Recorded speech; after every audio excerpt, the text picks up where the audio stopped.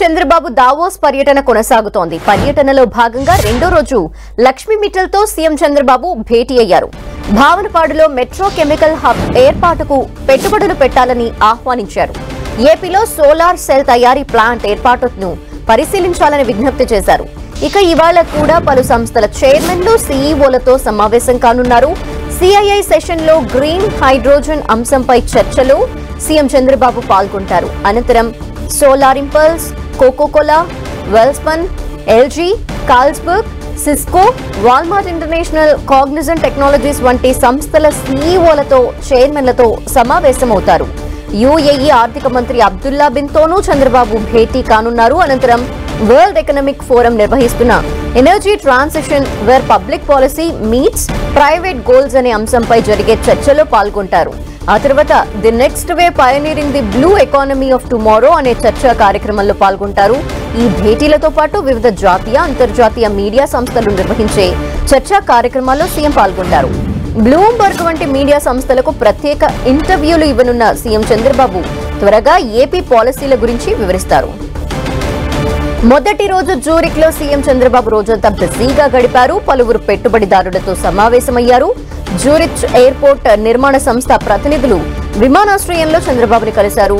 Zurich తరహా విమానాశ్రయాన్ని ఏపీలో నిర్మించాలంటూ ప్రతినిధులని CM కోరారు. చంద్రబాబు ప్రతిపాదనలపై సంస్థ ప్రతినిధులు సానుకూలంగా స్పందించినట్టు తెలుస్తోంది. త్వరలోనే తమ అభిప్రాయాన్ని వెల్లడిస్తామన్నారు వారు. అనంతరం జ్యూరిక్ లోని హిల్టన్ హోటల్లో స్విట్జర్లాండ్ లో భారత రాయబారి మృదుల్ కుమార్ తో బాబు బృందం భేటీగా అయింది.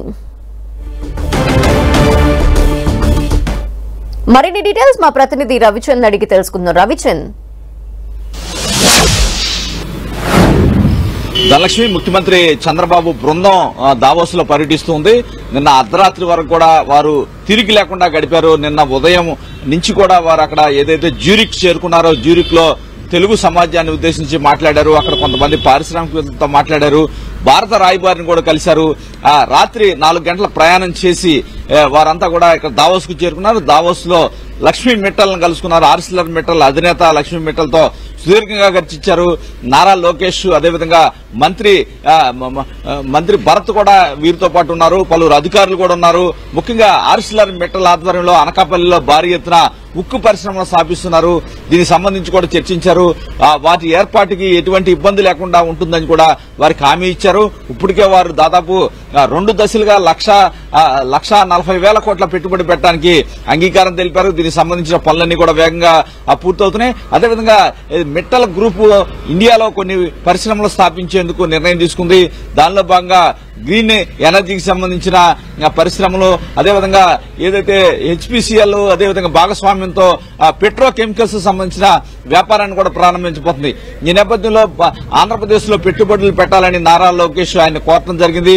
ఏదైతే భావనపాడు పోర్టు, భావనపాడు దీనికి అనుకూలమైన ప్రాంతంగా ఉంటుంది. విశాఖ అన్నిటికీ అనుకూలమైన పోర్టు విశాఖలో ఉంది కాబట్టి భావనపాడులో పరిశీలించాలి. హెచ్పీఎల్ తో కలిసి మీరు పెట్టే పరిశ్రమను ఇక్కడ ఏర్పాటు చేయమని కోరుతున్నారు. అదేవిధంగా లక్ష్మీ మిట్టల్ కూడా చెప్పడం జరిగింది. భారత్ లో అనేక పరిశ్రమలు పెట్టబోతున్నాం. ముఖ్యంగా గ్రీన్ కోతో కలిపి ఇక్కడ గ్రీన్ ఎనర్జీకి సంబంధించి ఏదైతే సోలార్ సంబంధించిన సెల్స్ తయారీ పరిశ్రమను కూడా పెట్టబోతున్నాం అని చెప్పారు. నారా లోకేష్ ఆంధ్రప్రదేశ్ లోనే ఆ పరిశ్రమ పెట్టాలి, ఇక్కడ యువతకు ఉపాధి అవకాశాలు దొరుకుతాయని కూడా ఆయన్ని రిక్వెస్ట్ చేశారు. వీరి సమావేశం అయితే చాలా సౌద్భవ వాతావరణంలో జరిగింది. ఆయన కూడా చాలా సానుకూలంగా ఉన్నారు లక్ష్మీ మిట్టల్ అని అధికార వర్గాలు అయితే చెప్తున్నాయి. అయితే ఈ రోజు పలు కీలక సమావేశాలు అయితే జరగబోతున్నాయి. గ్రీన్ హైడ్రోజన్ పై అక్కడ ఒక సదస్సు జరగబోతుంది. సిఐఐ పారిశ్రామికవేత్తలతో కలిపి ఆ సదస్సులో ముఖ్యమంత్రి చంద్రబాబు ఆంధ్రప్రదేశ్ లో గ్రీన్ హైడ్రోజన్ కు సంబంధించిన ఏ విధంగా ఉంటుంది, ఇక్కడ ప్రభుత్వం కల్పిస్తున్న ప్రోత్సాహాల గురించి కూడా అక్కడ ప్రసంగం చేయబోతున్నారు. నారా లోకేష్, అదేవిధంగా భరత్, ఇతర ఉన్నతాధికారులు కూడా మొత్తం కూడా పరిశ్రమలకు సంబంధించిన పారిశ్రామికలతో మాట్లాడుతున్నారు. ఈ రోజు పేరెన్నిక గల, ప్రపంచవ్యాప్తంగా పేరెన్నిక గల 10 పారిశ్రామికవేత్తలతో మాట్లాడబోతున్నారు, సీఈఓలతో సమావేశం ఏర్పాటు చేయబోతున్నారు. అదేవిధంగా పలు సదస్సులు కూడా జరగబోతున్నాయి. ఏదైతే యునైటెడ్ యుఏఈకి చెందిన మంత్రితో కూడా ఈ రోజు మాట్లాడబోతున్నారు.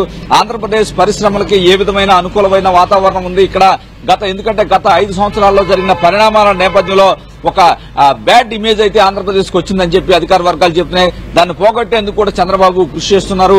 ఏదైతే చంద్రబాబు అంటేనే ఒక బ్రాండు, గత కొన్ని సంవత్సరాల నుంచి కూడా దావోస్ లో కొంత చంద్రబాబు అంటే పారిశ్రామికవేత్తలందరికీ ఒక నమ్మకం ఉంది. ఈ నేపథ్యంలో ఉమ్మడి రాష్ట్రంలో ఉన్నప్పుడు కూడా చంద్రబాబు దావోస్ లో ఈ విధంగానే ఏదైతే ప్రపంచవ్యాప్తంగా ఉన్న పేరెన్నికల పరిశ్రమల్ని కావచ్చు, పారిశ్రామికవేత్తల్ని ఆకర్షించారు తన చాతుర్యంతో అని చెప్పుకోవచ్చు. ఈ నేపథ్యంలోనే ఆంధ్రప్రదేశ్ లో కూడా చంద్రబాబు నాయకత్వ పట్టిమను చూసి అదేవిధంగా ఇక్కడ సుస్థిరమైన ప్రభుత్వం ఉంది, పరిశ్రమలో పారిశ్రామికవేత్తలకు అనుకూలమైన వాతావరణం ఉంది. కూటమి వచ్చిన 7 నెలల్లోనే దాదాపు 4 లక్షల కోట్ల పెట్టుబడులు పెట్టడానికి పారిశ్రామికవేత్తలు ఇక్కడ అంగీకరించారు. చాలా వరకు శంకుస్థాపన కూడా చేశారు. అదేవిధంగా మీరు వస్తే కూడా అదే విధమైన సహకారం మీకు అందిస్తాం, ఆంధ్రప్రదేశ్ పరిశ్రమలకు అనుకూలమైన వాతావరణం ఉందని కూడా దావోస్ వేదికగా చంద్రబాబు తన గళాన్ని వినిపిస్తున్నారు. నారా లోకేష్ కూడా సహకరిస్తున్నారు. లక్ష్మీ మిట్టలతో జరిగిన చర్చలైతే ఫలప్రదమయ్యాయని చెప్పుకోవచ్చు. ఈ రోజు చాలా కీలక సమావేశాలు ఉన్నాయి. మరి కాసేపట్లో ఆ సమావేశాలు ప్రారంభం కాబోతున్నాయి. రెండో రోజు కూడా కీలక అంశాలపై చంద్రబాబు ప్రసంగాలు ఉండబోతున్నాయి. ధనలక్ష్మి. Thank you Ravichandra.